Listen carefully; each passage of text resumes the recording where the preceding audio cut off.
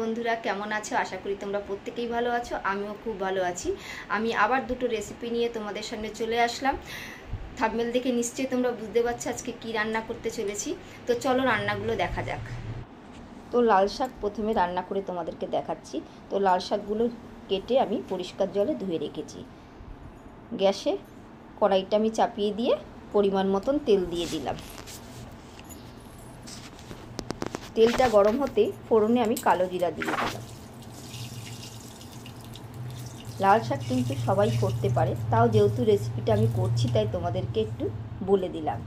তারপর লাল শাকগুলো আমি সবগুলো কড়াইয়ের মধ্যে দিয়ে দিলাম।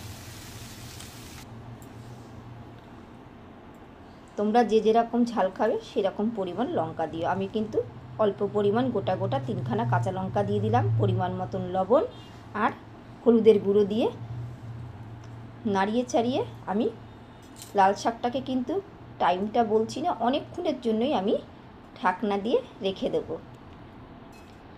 আর তোমরা যে যেরকম সময়ের জন্য তুলবে তোমরা সেরকমভাবেই ঢাকনাটা কিন্তু চাপা দেবে।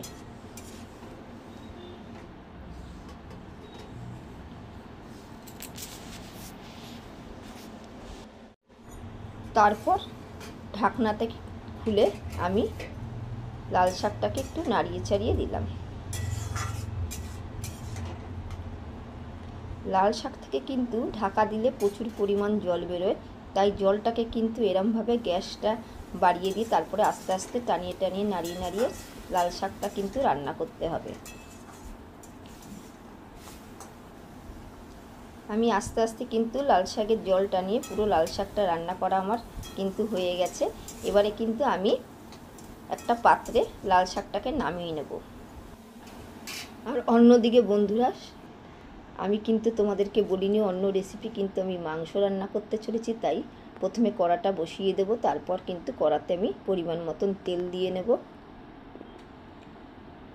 প্রথমে আমি আলুগুলোকে ভেজে নেব, তাই তেলটাকে আগে গরম করে আমি আলুগুলোকে লাল লাল করে ভেজে নেব। তো কেটে রাখা আলুগুলো কড়ার তেল গরম হওয়াতেই আমি কিন্তু পুরো কড়াইতে দিয়ে দিলাম।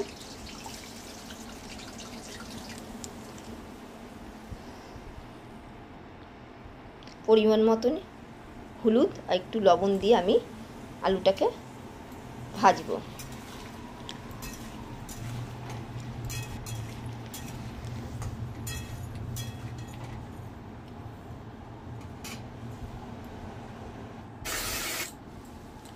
আর একদিকে কিন্তু আমি মশলাটা তোমাদের অল্প পরিমাণ দেখিয়েছি, আর এদিকে আলুটা কিন্তু লাল লাল করে ভেজে নিচ্ছি। তো মশলাটা আমি দেখিয়েছি কারণ মশলাটা কিন্তু স্কিপ করে বেরিয়ে গেছে, ডিলিট হয়ে গেছে, তাই তোমাদেরকে দেখাতে পারিনি।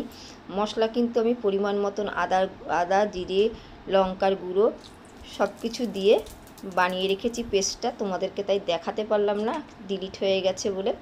এদিকে কিন্তু আলু ভাজাগুলো আমি তুলে রেখেছি। তারপর কিন্তু কড়াইতে সাদা জিরে আর গরম মশলা ফোড়ন দিয়ে আমি মাংসগুলোকে ধুয়ে রেখেছি, সেই মাংসগুলোকে আমি কিন্তু একটুখানি তেলে ভেজে নেব।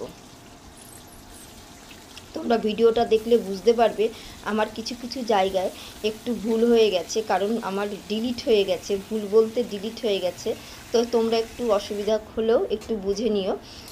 তো মশলাটা আমার ডিলিট হয়ে গেছে, মাঝে মাংসগুলো রেসিপির সাথে মশলাটা পুরো চলে গেছে। আমি মাংস আর মশলার রেসিপিটা ধোয়ার পর রেখেছিলাম, সেগুলো দেখে ডিলিট করতে গিয়ে সবই চলে গেছে। তো মাংসগুলোকে তারপর এরকম ভেজে নিয়ে আমি কিন্তু নর্মালি তোমাদের মাংস করে দেখাবো। আমাদের বাড়িতে কিন্তু দই ফই দিয়ে কেউ খায় না, তাই তোমাদেরকে দেখালাম না, নর্মাল দেখালাম। তো মশলাগুলো তোমরা দেখতে পেরেছো, মশলার পেস্ট করে রেখেছি, সেটা কিন্তু আমি মাংসের মধ্যে দিয়ে দিলাম। দিয়ে লবণ হলুদ দিয়ে ভালো করে নেড়ে চেড়ে কিছুক্ষণের সময়ের জন্য আমি আবার ঢাকনা দিয়ে ঢেকে দেবো।